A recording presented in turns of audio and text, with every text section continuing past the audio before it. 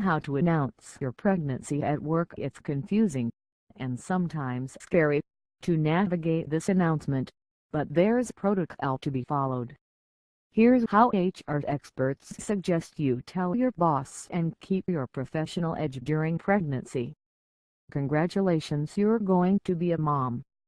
It's so exciting to share the news with your loved ones, but you might feel a little more hesitant to tell your professional circle you're expecting.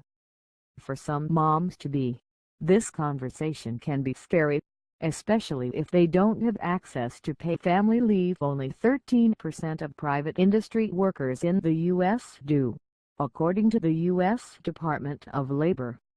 It can also be confusing to decide when and how to tell your employer.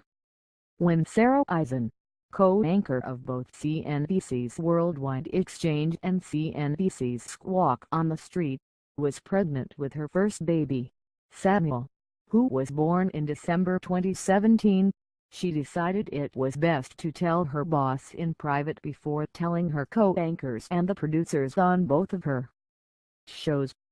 If you're preparing for the big announcement at work, there's nothing to be afraid of.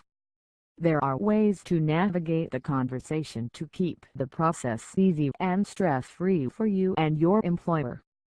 We checked with the people who are often on the receiving end of this news, HR professionals, to help you set up your plan. Your boss should hear it from you. In business, the first-person approach is best, especially for a pregnancy announcement. So keep your pregnancy news off of Facebook until you can share it in office. With so many of us connected to colleagues on social media, or even socializing outside of work, you want your boss to hear from you first about your pregnancy before telling other colleagues, says Georgene Huang, CEO and co-founder of Farragut Boss, a career community where women share their workplace experiences.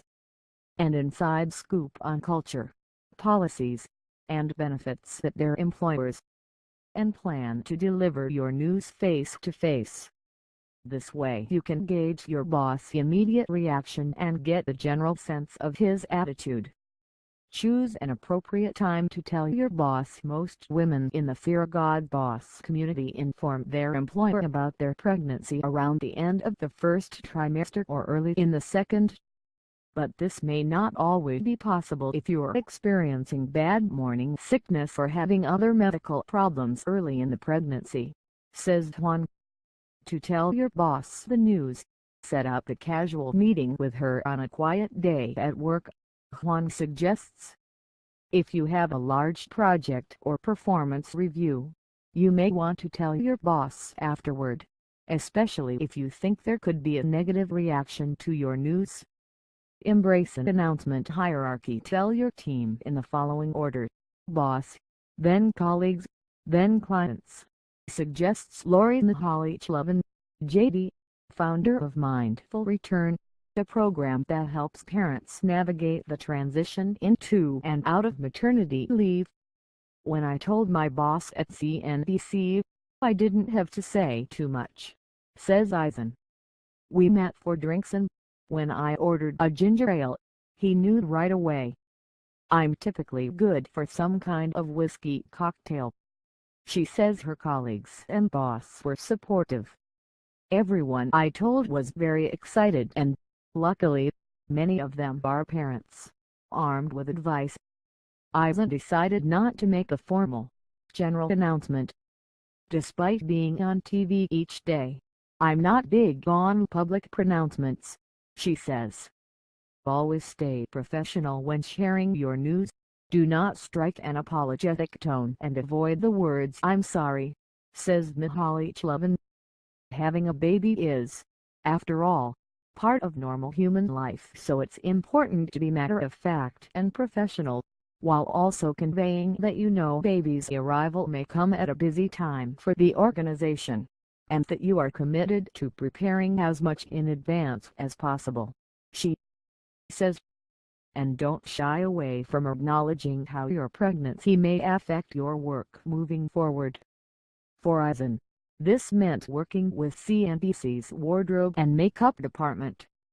I realized quickly that I wanted to get away from some of the chemically and fragrance-intensive beauty products that I used regularly, and I needed to go on air in different clothes. Eisen shares.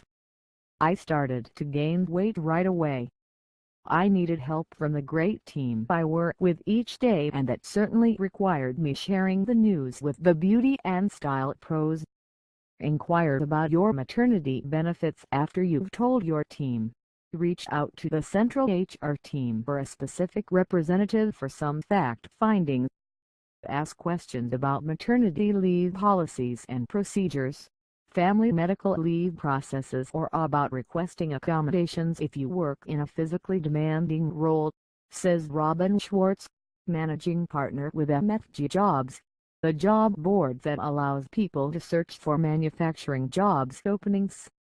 The benefits associated with your specific medical plan should be easily available to you by reviewing the initial documents you received. If you no longer have them, you can contact your benefits provider directly to ask specific questions about pregnancy and maternity leave benefits.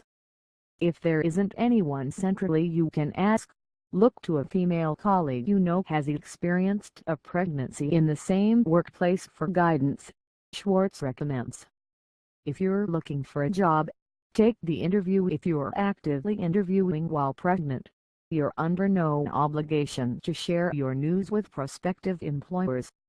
Job hunting is hard enough for a woman without adding the concern that the candidate and mom-to-be won't return to work after their maternity leave, says Stephanie McDonald, CEO of Hired Performance, a contract recruiting firm in Charleston, South Carolina. She suggests holding back the news until after you receive an offer. If the offer is rescinded, you have a discrimination case and should contact a lawyer, she adds.